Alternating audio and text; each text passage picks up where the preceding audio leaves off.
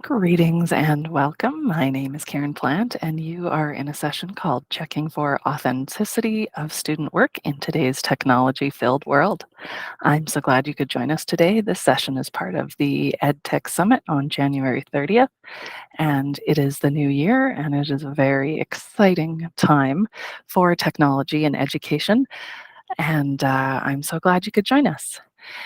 So I'll put my link to the slide deck in the chat. And then it's also posted on this summit agenda, which is available on tips.epsb.ca. I am part of a team. This is our school supports and training team that is in the Technology and Information Management Department. We have a supervisor and 4 TIPS consultants. Blythe works with Harry Ainley, Emmy Lizard, and South Central catchments, and she's with us today. Bernice works with the City Campus, McNally, WP Wagner, and North Central. Will works with City Center, the Doss Catchment, East Glen, and Jasper Place. And I work directly with J. Percy Page, Lillian Osborne, and Russ Shep. We also have our library team that's associated with us. And if you need to reach out to us, please email us directly, and we're happy to support. Today's session is talking about not gotchas for students, but rather triangulation of evidence, different kinds of ways we can have conversations with students about where their work came from and the authenticity of it. So I'm going to go through lots of different tools that teachers can use today, but I want to remind you that this is always part of a conversation with students. This conversation means that we want to let students know that these are tools that are available to us. Often I'll show you how students can even use the tools themselves to confirm prior to submission that their work is truly authentic and there is no way it could be written by anyone else. So keeping that in mind, there's 6 topics today. Looking at the first 3 are part of our G Suite, our Google Workspace tools. And then along the bottom, some other options that we have available, both in Edmonton Public as licensed software and as some free software. So let's take a look first at version history. Version history is available in Google Docs and would be under the File menu. This helps us explore the history of the document and how it's edited. So in this example, I've opened the version history of a document that I've been working on, and I can see all of the people who have edited it. And there are chevrons where I can use a drop-down menu to open up and see even more detail. When we have some detail available, like in that one that I'm pointing to there, we have some typing and we can see some editing has occurred. We can see that there is some strike through where we've been deleted, as well as some text that has been pasted. Sometimes when we look at our edit history or version history, we have a whole bunch of text that appears within seconds. And these are clues that we can have about the timestamp or about the flow of how this document was generated. If we see that perhaps there's just 1 minute of editing and all of a sudden all of that text appears right there, that's quite a quick typer. And maybe unlikely that it was actually typed, perhaps cut and pasted from somewhere. So in this example, Erin did not write that all in 1 minute, and it was cut and pasted. And we had the opportunity to explore the different editing timestamps available. So using version history, we can sort of see a story, but again, we don't know the whole story. And we would need to connect and talk with our students and see what exists in terms of what's behind the scenes and what's behind their version history. Version history is available in Google Docs, and Originality Reports is available in Google Classroom. And that's the next topic I'd like to explore. Edmonton Public Schools has unlimited Originality Reports because we have a Google Workspace Education Plus accounts. Originality Reports became exceptionally popular during the pandemic, and they have continued to be so. The opportunity to use Originality Reports is like a Turnitin or plagiarism checker as part of Google Classroom. When you're using an assignment in Google Classroom, any teacher can check the check plagiarism or to enable originality reports. So this can happen when teachers are setting up an assignment in Google Classroom. Students are also able to check originality or check for plagiarism on their assignments as well, up to 3 times before they actually submit the assignment. Teachers can also turn on originality reports after students have turned in their work, but this limits their ability to check their own work against the repository. You can have any kind of document attached so long as it has text, but the document can't exceed 2 megabytes in order for an originality report to be generated. So again, this is in the setup. So this is what it looks like in the classroom grading tool. So once students have submitted their assignments, then they have given up their access, their ownership of the document to the teacher as the teacher's grading. And as the teacher's grading the assignments through the classroom grading tool, we can go to the student work page and click on any student's work to get to that classroom grading tool. And a new window pops up. The top right-hand corner, there is the turn-in history of the assignment. And if you enabled originality reports, you can see the flagged passages. So here's an example of an originality report that does have some flagged passages. So on the left, this document has 2 flagged passages, and then there's a little launch open up icon there so that we could see into the detail. When we do that, we can see some of the summary of the originality reports. We have 2 options. We can switch between the metrics of count, or we can switch between the metrics of percentage. So in it, it also indicates to us the web matches that it has searched the Google repository for. So everything that is web-based, there is 2 flagged places, and we can actually go to those sites to check it out. And we can also see a lot of the detail about what is flagged. So here's an example of this launched, clicking on the specific top match there. This web match in this student's work, this is the student's work who has given us permission to share this today, as well as this sentence that has been flagged as being a web match. So we can go look at the website where the content came from. That's linked as well as part of this originality report. So this is not very much flagged content, maybe just a single sentence.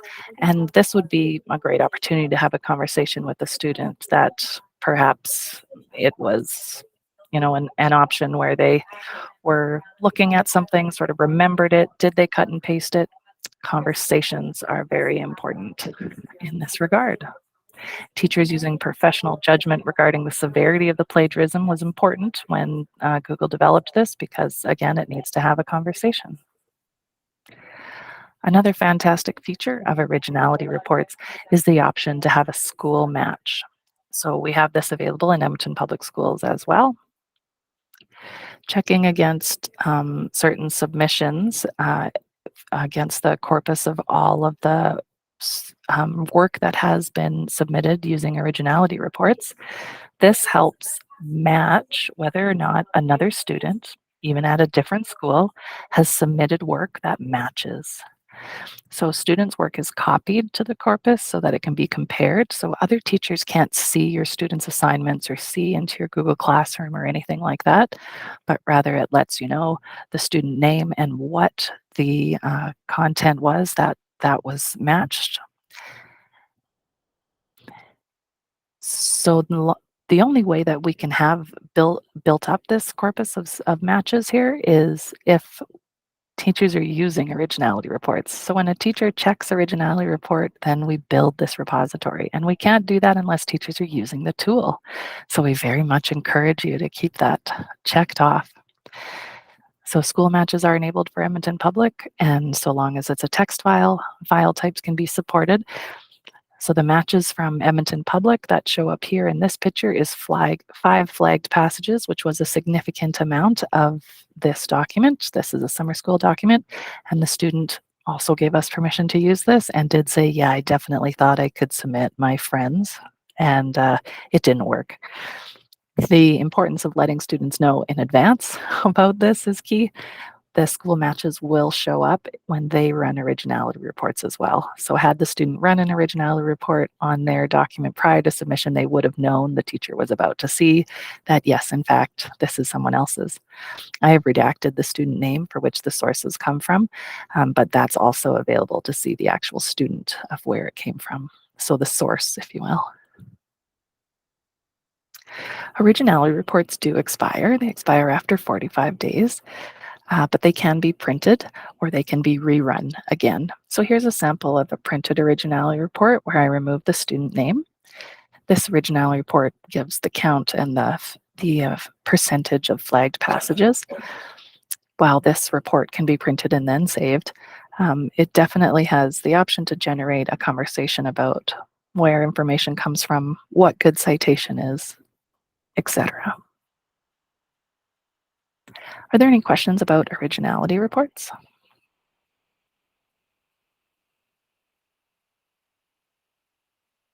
All right. Next is looking at locked forms. Locked Google Forms is a feature that we've had for a little while, and it's available on Edmonton Public Schools enrolled Chromebooks. In this feature, we need to set up in Google Classroom as well. When we have a quiz assignment, we have the option when we add a quiz to be able to turn locked mode on in Chromebooks. And so what this means is that respondents aren't able to open any other tabs while taking the quiz. However, they can close the quiz at any time. So it doesn't lock the Chromebook completely, but they do have the option to only see their quiz and then leave the quiz at their leisure. If they reopen the quiz after they have seen it before, then teachers will get notified by email that this has occurred. So while again, it's not a perfectly secure environment where there's no internet access beyond the Google form, but there is an opportunity to have a conversation about going in and out. Also note that with quizzes, originality reports can also be enabled for those as well as slides. In this locked form, we have our splash page here that locked mode is on, and it lets the kids know that once you start, you shouldn't have any other tabs or applications that'll be able to open, and nor is there an ability to take a screenshot using the Chromebook itself. Any tabs that they had open before they open the quiz will reload once they submit the quiz. Submitting the quiz, that will allow the quiz to be graded, etc. But closing the tab, like I mentioned before, is still an option. Read and write for Google is still available in locked forms and regular forms that aren't locked. And I want to remind you that the forms now save all progress, even if you don't hit submit. So autosave is available in Google Forms, and that's really exciting because if there are internet challenges or students forget to hit submit, all of their work is still saved for the next time they log in. So here is a very pathetic um, camera picture of what the locked form looks like because I couldn't take a screenshot because those are disabled. We don't have any other tabs or anything else available. So the tray in the bottom of the Chromebook is missing. There's no other tabs that are open at the top. When the students go to close the quiz, it will prompt them to tell them that your responses aren't submitted if you don't hit submit. And if you open the quiz again, then the form owner, your teacher, will get an email saying that you've opened this again.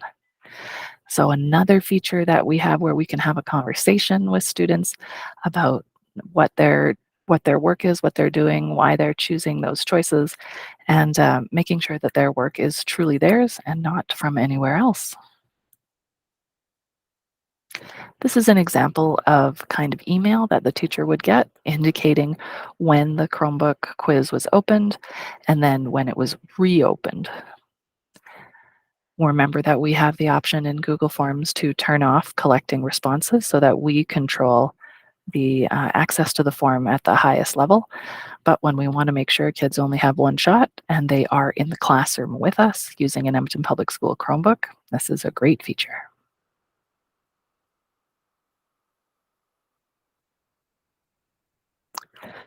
If the kinds of questions that you're using don't really suit Google Form, if you're not using paragraph answer, multiple choice, etc., and you're composing instead some kinds of responses. The secure exams may be a feature that you'd be more interested in. Secure exams on Chromebooks are available in the division. They are used often for PATs and diploma exams, specifically the Part A's. This is a, as it's mentioned, secure setting where Alberta Ed has approved that this is suitable for ensuring that there is reliable writing occurring. With secure exams on Chromebooks, there is also a non-diploma account available, so they don't have the rigor of sanitization as the diploma and PAT exam accounts do, but rather they can be used regularly in classrooms for assessments where students are writing on a familiar setting. So in order to get accounts for these, if you don't have them, you can talk to your ed tech lead at your school, your admin, and then also search and connect for secure exams will give you some more information. So students who have the opportunity to write digitally may be very familiar with Google Docs, and this is an opportunity to provide them with a familiar interface. Google Docs and Google Classroom is what they would interact with in order to set this experience up. And also the read and write toolbar is available, but with some reduced features that are approved by Alberta Ed for major exams. So essentially, students log in with different credentials than their school account. So they're not using their school account. They're still on Chromebooks, they're still Edmonton Public Chromebooks, but they're not using their school account information. Proctors, or those who are administering the exam, also have different accounts, and they can set up these writing situations. The only things available while we're logged into a secure exam account is the Google Doc that's associated with the Google Classroom icon and some features of read and write for Google. So there is no other internet access beyond these things. So because there are different credentials, there is different variables for setup. So that's really important to note. And students will turn in their assignment after they're finished writing in a familiar manner as well.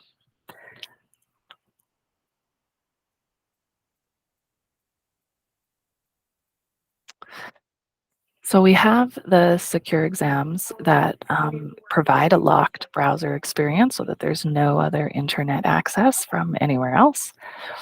But when we look at, and those, accounts are for free, and our wonderful account manager will provide those for us. Some school managed licensed software includes SmarterMarks, which is a very popular option in the division for writing assessments. The school would need to purchase licenses for these, and perhaps your school is already using SmarterMarks. The reason it fits in today's session is because it has online sittings. And these online sittings allow teachers to run an exam online, and students can take the exam while they're on a Chromebook. Now, it does not provide a totally locked browser experience like the secure exams, but it does provide a report that looks like this.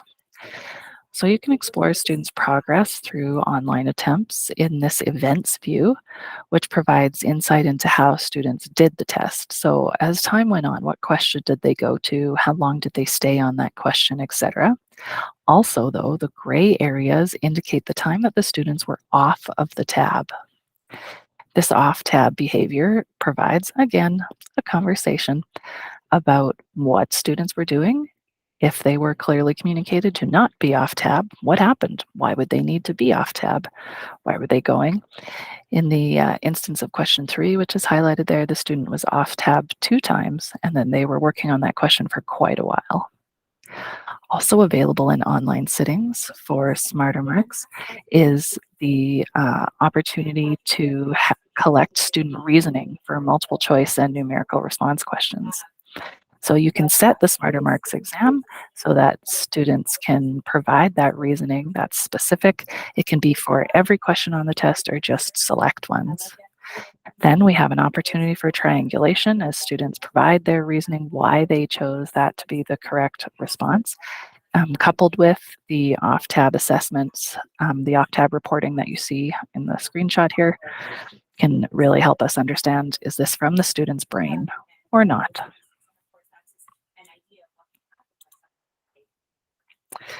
So we flew through lots of different options that were available for writing and providing information to our teachers, telling them this is from me, this is from my brain. We have ways in which we can look forensically. We have ways where we can provide students feedback opportunity for them to search the web using Originality Reports to provide reassurance that, yes, these are my words and I'm confidently going to submit it. But we also have a new and exciting emergence of the ChatGPT language model that provides incredible responses to different kinds of prompts that could be your assignment itself. So, in order to detect AI written work, we have discovered that there is a couple programs that will use the ChatGPT programming to assist in identifying AI written work, but GPTZero seems to be the most exciting opportunity to do so. If you have explored ChatGPT yet, you must have had lots of fun. I know I did. Here's a ChatGPT example. I typed in, should ChatGPT be available for students in the classroom? And the language that it provided back was in this paragraph. I could ask it to write this in a sonnet, in a poem, cite some sources. I just used basic response here. Because this is an artificial intelligence tool created by OpenAI, there is an option to have it create and generate more responses that are slightly different. So it really puts pressure on teachers to figure out, okay, if I put this into Originality Reports, nothing's going to show up because it's not really copied from anywhere on the web, but rather generated from this language model. So, another tool that we can make sure students know about and we can share with them is GPTZero to help us distinguish between beautiful human writing and incredible writing that comes from AI. So, GPTZero detects AI generated text by measuring two properties of text, perplexity and burstiness, which is copied directly from their site. And yes, those are burstiness is real. Perplexity is a measure of randomness. So, how random or familiar is this text to the language model? And then burstiness refers to the complexity of sentences. So, text that's really familiar, not very perplex, likely AI written. Burstiness, when there's lots of complexity to the sentences, humans tend to vary their sentence length in bursts. So, if burstiness is high, probably human generated. So, GPT-0 sort of takes that guesswork out for teachers by providing some feedback regarding these two factors. This is what it looks like. So you do need to manually paste in the text, or new recently is the option to upload a file. Because this isn't a batch of a full amount of student work, like a whole class set, then it's not super ideal for checking an entire class immediately. But again, this came out in November, so let's give it a little while. We know that GPT-0 is specifically geared towards educators and that its creator is working hard to provide a tool for educators, so it does just keep getting better. So if you cut and paste text here or upload a file and click Get Results, you get some results. In the first example, I cut and pasted exactly what I had from ChatGPT right into this checker, and it did indicate ChatGPT-0 saying your text is likely to be written entirely by AI.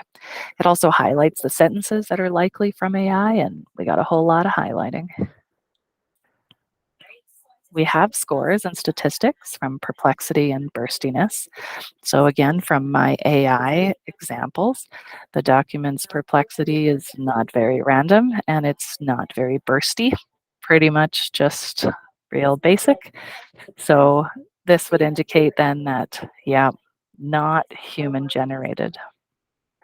If we put a mixture of the two together, if we take something that is human generated and then add in a couple like paragraphs, sentences that are from AI, still we have the opportunity to check. And while in this case it says the text is most likely human written, but that are some sentences with low perplexities. The sentence that is highlighted is copied and pasted right from ChatGPT. So that was a correct assessment in that case. But again, a great opportunity to have a conversation with students about where did your work come from? I'm going back. So we know that this is really new and exciting and sometimes a bit fearful, where we have the opportunity to take a look at what can we make? What can students make? And then how do we decide if they did it at all? That can be incredibly challenging. These options that are available for us right now in education, but they take some work. They take some thought and some challenge. If students are aware in advance that these tools are available, then that can also help them know where their target is, what they're guided towards, and what they can expect in terms of assessment.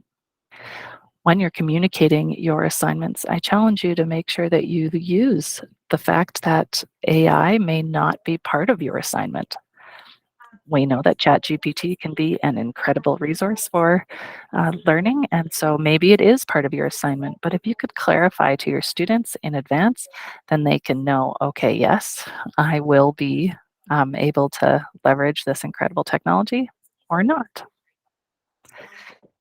So looking at the options that we have available here, I'm wondering if there are any questions that this group has regarding these tools that we can answer right now, whether you want to unmute your mic or put them in the chat.